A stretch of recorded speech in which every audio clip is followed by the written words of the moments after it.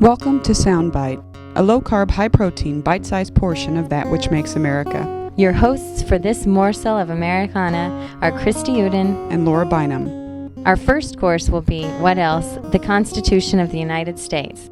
This week's episode focuses on the 19th Amendment that in 1920 finally allowed women the right to vote. Thank you, folks. Do you happen to know which amendment to the Constitution was the amendment that gave women the right to vote? No. It was the 19th Amendment. It happened in 1920, within your mother's lifetime. Isn't My that mother amazing? would have been 4 at the time. I Yeah. doubt she remembers But that. it's strange to think it was really that short period of time ago. This constitutional amendment was first introduced to Congress in 1878 and came up before Congress 8 times before finally passing.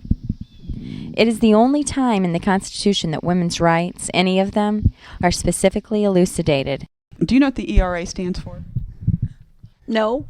ERA stands for the Equal Rights Amendment. Oh, I did know that. Okay, what do you know about the Equal Rights Amendment?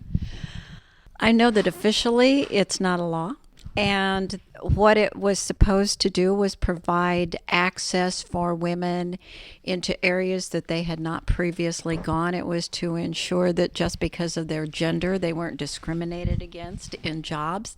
It also was to help ensure that they got equal pay for equal work. You're what, early 50s? I would say a little more than that, maybe mid. But do you remember, like, when they were campaigning hard? I do. I remember very well. As I went to college, it became an even bigger issue.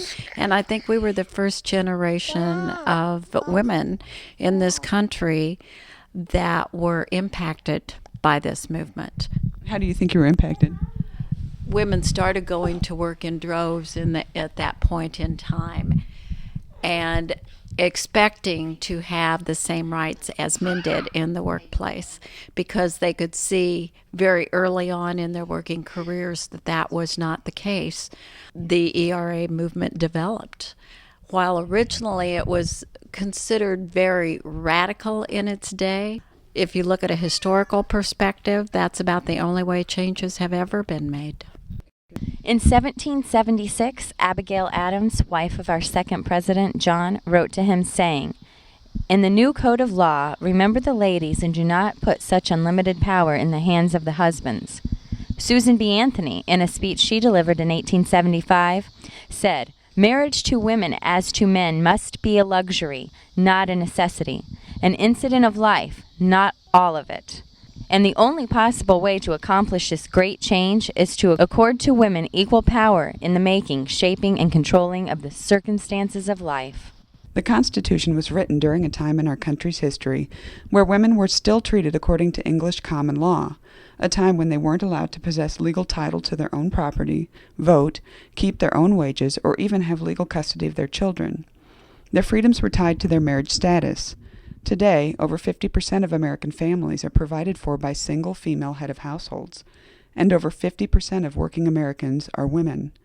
Yet women represent a very small fraction of upper management and those holding governmental office, and are not afforded equal pay. Do you think that it's important that we add an amendment to the Constitution that clarifies that women should be given equal pay, equal treatment, equal demands job-wise? Absolutely. Do you think that's the way it is now? Oh, it isn't now. It's obvious. I would like to say no. My belief is the way the Constitution was designed originally, that's what I believed actually gave me that right. But do you think that that is fending off abuses in modern day society, specifically regarding women? No. Do you have a specific incident that happened to you, maybe? There was an incident where a man tried to get overly friendly with me. I reported it, and after that I was pretty much blackballed. I got no opportunity for advances, and I was in a position where it should have been readily available. We're going to have to break this soundbite topic into 2 parts because we feel it's entirely too important to pare anything out. SoundBite was written and produced by Christy and I and Laura Bynum. Music by Kevin Elliott.